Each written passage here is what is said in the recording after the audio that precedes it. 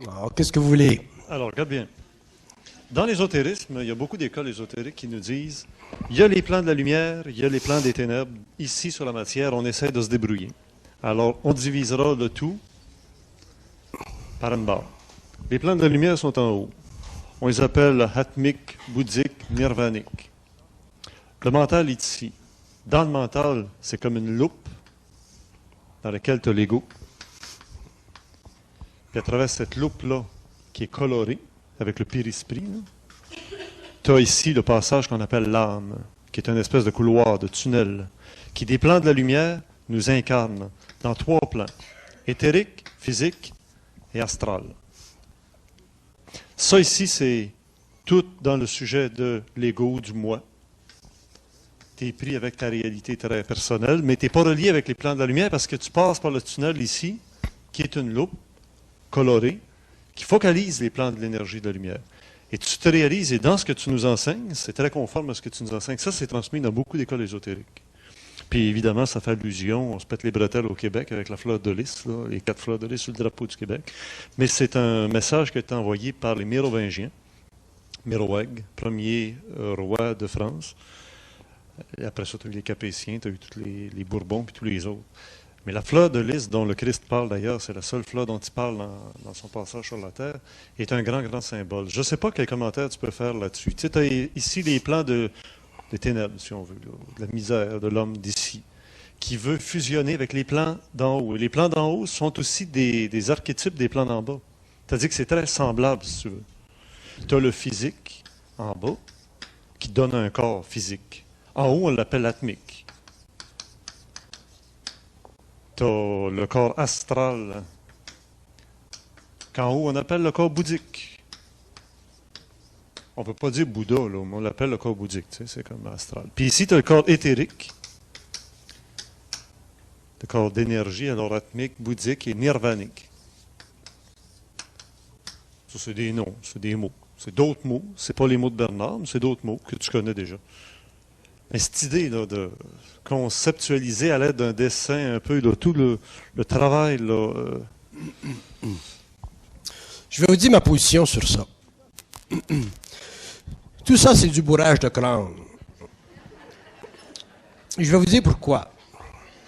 Mais qu'est-ce que tu dis? Même si ton enseignement est du bourrage de crâne? Écoutez bien ça. Écoutez bien ça. Il dit, c'est bien sûr. Il faut le comprendre comme ça aussi. Écoutez bien ça.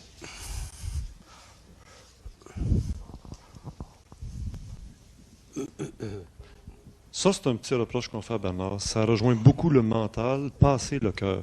C'est la voix du mental et c'est pas la voix du cœur. Oui. Donc, c'est un bourrage de crâne, c'est mental. Quand je dis c'est un bourrage de crâne, je ne veux pas dire que c'est pas utile ou c'est pas valable psychologiquement. Je veux dire que c'est fini. Il faut le vivre. Ça fait partie de la recherche spirituelle de l'homme. Vous me parlez des sociétés, vous me parlez du matériel psychologique ou psychosymbolique des sociétés occultes jusqu'à aujourd'hui. C'est fini. Vous n'allez pas m'amener à chercher là-dedans quelque chose de valable. C'est fini. L'ésotérisme dans le monde, il est fini. Qu'est-ce que tu veux que je te dise? C'est pas de ma faute.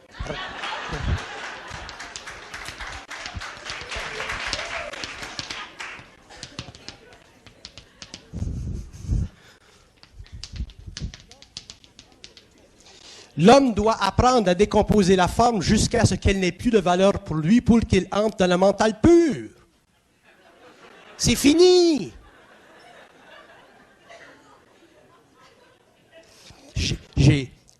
Je comprends la valeur psychologique de l'évolution de la forme pendant l'évolution, mais c'est fini.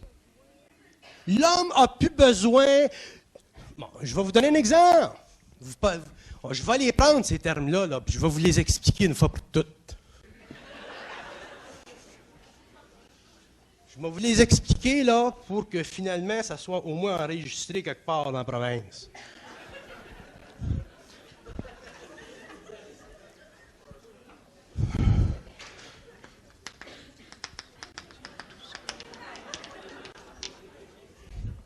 Je vais vous l'écrire, là.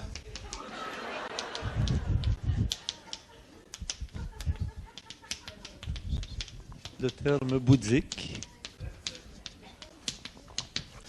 Le terme bouddhique veut dire tout ce qui touche à la lumière astrale. Parlez-moi pas du terme bouddhique. Tout ce qui fait partie. L'homme, aujourd'hui, tout ça, l'homme est ici et il est rattaché à ça selon certains niveaux. Donc, vous arrivez au bouddhique et à l'atmique. Mais l'homme doit sortir de ça. Le réel commence où ça finit. Donc, le réel commence où l'ésotérisme termine sa tâche évolutive. Quand est-ce que vous allez comprendre ça?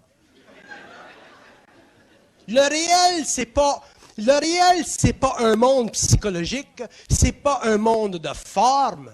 Le réel, c'est un monde d'énergie qui crée la forme quand l'énergie passe dans différents médiums. Quand l'énergie passe dans un plan tel que le plan bouddhique, la forme qui est créée, c'est la forme spirituelle de l'âme. C'est ça le plan bouddhique. Mais l'homme doit en arriver à sortir de ce médium-là, c'est-à-dire que l'homme doit en arriver à sortir du monde de la connaissance pour en arriver à rentrer dans le monde mental qui crée la connaissance. Sans ça, l'univers n'aurait pas sa dynamique. C'est l'énergie qui doit créer sa propre forme. Et l'homme est rendu à un point aujourd'hui où il est suffisamment développé pour sortir du monde astral spirituel. Je ne parle pas du monde astral inférieur, là. Je parle du monde astral spirituel. Donc, même vous avez Rachner Shanzen qui l'a dit dernièrement. Il dit, je pensais que le nirvana c'était l'affaire, et là je m'aperçois que c'est le début de l'affaire. Mais si le gars il a une grande barbe, puis il a des grands habits, puis il dit, je pensais que le nirvana c'est l'affaire, puis là je m'aperçois que c'est le début de l'affaire, là on le croit. Mais si c'est un occidental avec une boucle, puis un saut acheté chez Golden Sun, on ne le croit pas.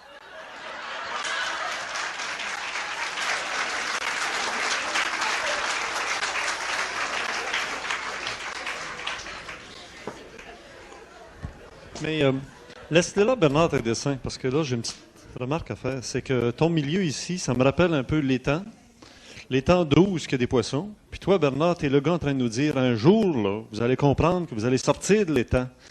Vos ouïes là, vont changer là, en poumons, puis vous allez vivre dans l'air. La vraie réalité sur la Terre, c'est pas de vivre dans un étang. Tu es pogné dans ton étang. Sors de l'étang, puis tu vas voir que tu peux marcher sur la Terre, tu peux te promener partout parce que tu vis dans l'air. Là, pas de choix. C'est ça. Mais là, moi, je te dis une chose. On est encore les poissons. Oui, vous autres, pas moi. OK. Alors, peux-tu parler? Peux-tu continuer? Peux-tu continuer à parler à des poissons? Oui. Qui sont poissons, Oui. puis qui ont des problèmes en tant que poissons. Oui. Parce que l'étang commence à être OK. pollué. Fait que Oui, oui. veut pas, ils sont pollués. Non. Il va falloir qu'ils sortent de leur état. Veut pas, là, ils sentent là, qu'il faut sortir de l'étang. Oui. Seulement que, si tu veux parler Un aux peu. Ça, poissons... c'est parce que tu as tourné tout le long. Je te regardais, tu tournais toujours de même.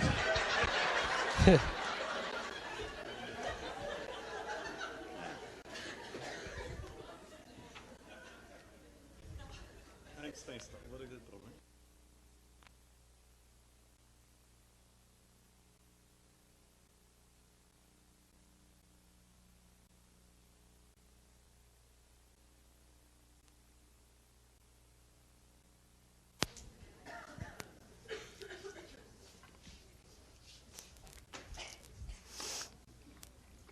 Ça marche?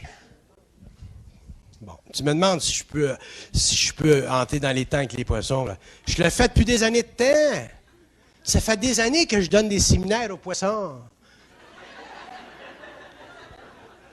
Ça fait des années. Seulement, les poissons ne peuvent pas me demander... C'est moi qui donne le séminaire.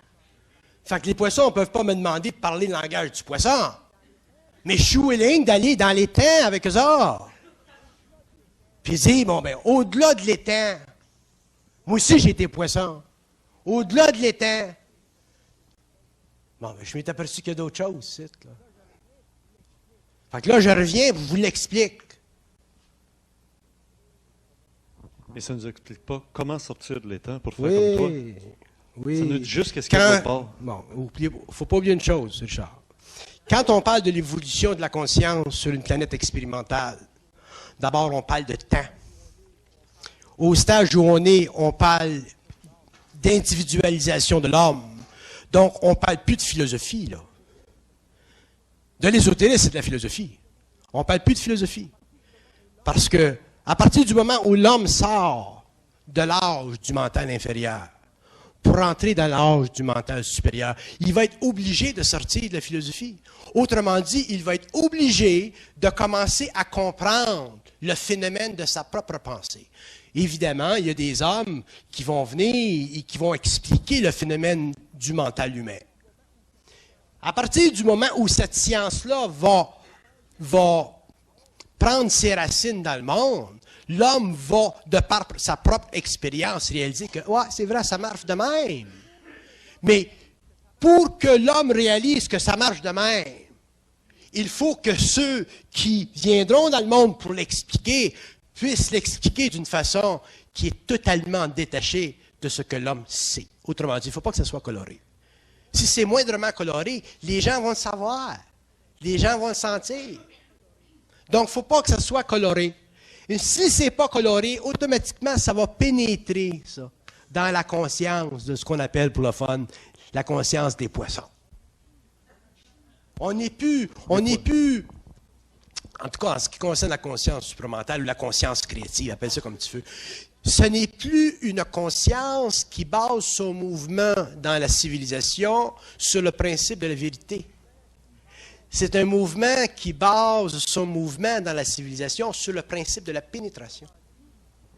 Autrement dit, c'est une conscience qui, de par sa propre nature, non pas simplement s'instruit d'elle-même quand elle est créative, mais aussi sait que chaque homme est instruit d'elle-même, mais il en est inconscient. Le problème avec l'humanité, avec l'homme, de n'importe quelle race, c'est que l'autorité de sa conscience, l'autorité de son savoir, il n'a jamais été donnée. Moi, c'est facile pour moi d'arriver dans le monde, rencontrer quelqu'un qui est intuitif ou qui a un certain contact avec sa propre lumière et dire, ben, ouais, ce que tu dis, c'est ça. Parce que je ne suis pas dans une situation de lutte avec l'homme. Je n'ai rien à prouver. Je n'ai pas une conscience égoïque. Mais là, lui, le pauvre type qui est dans un bureau, qui est à l'université ou qui est dans le monde, y en a-tu des problèmes avec les autres poissons? Hein? Qu'est-ce que tu penses qui a fait que nous autres, il y a bien des années, on a commencé à faire des conférences ensemble? On a fait des conférences ensemble, pas à cause de toi, à cause de moi.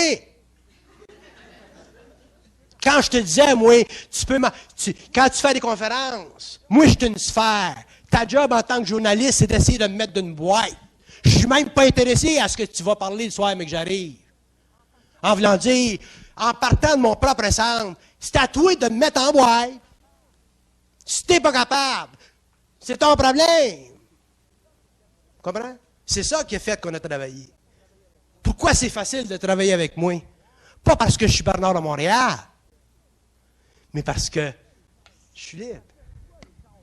Fait que tu sois Richard Glenn, que tu parles des ovnis, que tu parles de toutes tes conneries, ça ne change rien dans ma vie. Le monde, ils disent, qu'est-ce que tu fais avec Richard Glenn? J'ai dit, c'est pas de tes crises d'affaires. Si tu fais avec Richard Glenn, t'aimes pas ça que Glenn parle de ci, puis Glenn parle de ça, puis Glenn parle de ci, puis tu voudrais que Glenn parle de Bernard à Montréal? C'est pas sa job. Glenn, il parle de tout ça d'affaires. Mais Glenn et Bernard à Montréal, ils travaillent ensemble depuis plusieurs années, puis on a du fun. Pourquoi? Parce que Bernard à Montréal, c'est une sphère, puis Glenn, c'est un carré, puis c'est la première fois qu'on est capable de mettre un rond d'un carré.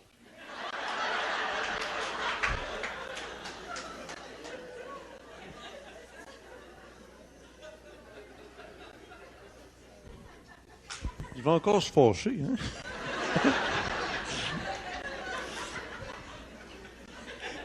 Trouve-en!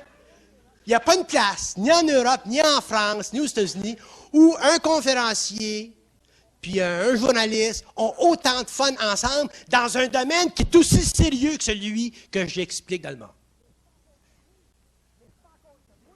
Mais c'est pas à cause de toi. C'est à cause de moi. C'est moi qui est rond. Quand même, tu me dirais à la télévision, t'as une tête de cochon, tu me feras pas vibrer. Comment tu me dirais qui tu te prends, tu me feras pas vibrer. T'es fini avec moi, tu peux pas me faire vibrer. C'est pour ça qu'on fonctionne bien ensemble. Puis moi, je cherche pas à te faire vibrer, j'ai pas de lutte. J'ai compris, on joue Laurel et Hardy. Tu sais. Laurel et Hardy. C'est ça. Maintenant, conséquence à tout ce que tu nous enseignes depuis des années. Il y a 12 petites filles de Chine qui ont conceptualisé, qui viennent d'un monde de l'esprit. Elles, ce sont les 12 petites filles de quoi? De Chine, en Chine. Okay. Ça s'est passé cette semaine en Chine. Probablement, vous l'avez vu dans les journaux. Hein. Ils ont découvert qu'elles sont nées en Chine, les enfants de Chine. Puis ils ne prennent pas. Elles, ce sont les 12 suicidés en disant on va se réincarner parce qu'on va retourner dans le monde de l'esprit, puis on va se réincarner aux États-Unis, on va se réincarner où on veut. Ça va devenir des conséquences des enseignements comme celui que tu nous transmets. Quand l'être va découvrir qu'il est esprit, que son corps qui est qu'une prison dans le temps et dans l'espace, ben il va peut-être agir de cette façon-là. Dangereux, ça. Sais-tu qu'est-ce qu'il faut qu'on comprenne le plus aujourd'hui, là? C'est pas le plan atomique puis le plan bouddhique, toutes ces affaires-là. Ce que l'homme, et surtout les psychologues, ce que l'homme doit comprendre le plus au 20e siècle, c'est l'activité insoupçonnée et sournoise du plan astral. Le monde, il pense que le plan astral, le monde de la mort, c'est fini. Tu meurs, là, tu t'en vas de l'autre bord, c'est over. De la petite fumée. Le plan astral, c'est un monde habité. C'est un monde habité où les êtres sont actifs et où les êtres se servent de l'humanité parce qu'ils s'ennuient du plan matériel. Puis les gens qui vont me dire, sur les hauts plans de l'astral, là, les grands maîtres spirituels, mais j'ai des petites nouvelles pour vous autres, parce qu'une fois que tu es sur le plan astral, tu es régi par les lois du plan astral, de la même façon que quand tu es sur la Terre, tu es régi par les lois de la gravité. Donc, dans le monde astral, le plan astral, c'est un plan qui est extrêmement important pour l'évolution de l'homme. C'est un plan qui fait partie du retour de l'âme après la mort. Donc, c'est un plan qui est totalement sans intelligence, mais où l'intelligence est très active. Autrement dit, quand je dis que dans le plan astral, il n'y a pas d'intelligence, je veux dire qu'il n'y a pas de lumière, mais il y a beaucoup d'intelligence. Et l'homme, si l'homme veut comprendre l'homme, si l'homme veut comprendre son moi, si l'homme veut comprendre sa psychologie, si l'homme veut réaliser comment est-ce qu'il fonctionne, comment est-ce que ça fonctionne, la machine humaine, l'homme va être obligé de faire des études du plan astral, des études suffisamment objectives pour éventuellement établir une coordonnée, une relation avec les maux ou avec les maladies mentales actuelles qu'on a dans le monde. Attends un peu, là. Je ne saisis pas le lien avec le suicide des deux petites filles qui, intelligemment, se disent on s'est incarné à mauvaise place, on va retourner dans le monde de l'esprit, puis on va se trouver une autre place pour revenir sur la Terre où on veut. C'est l'activité astrale, ça, Richard. Qui les amène à faire un ça. Être humain ne se suicide pas. Un être humain, un ego ne peut pas se suicider par lui-même. Ce qui amène un être humain à se suicider, c'est l'influence astrale à travers l'utilisation du je. Quand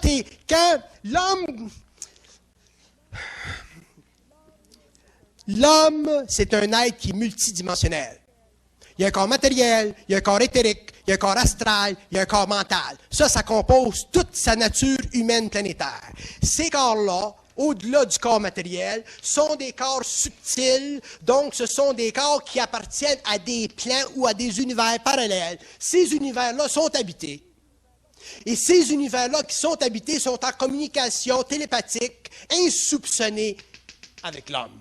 Les médiums le savent, ça. On le sait depuis des milliers d'années, ça. Mais on est des êtres tellement ignorants des mystères de l'homme qu'on n'est pas capable de réaliser jusqu'à quel point l'astral peut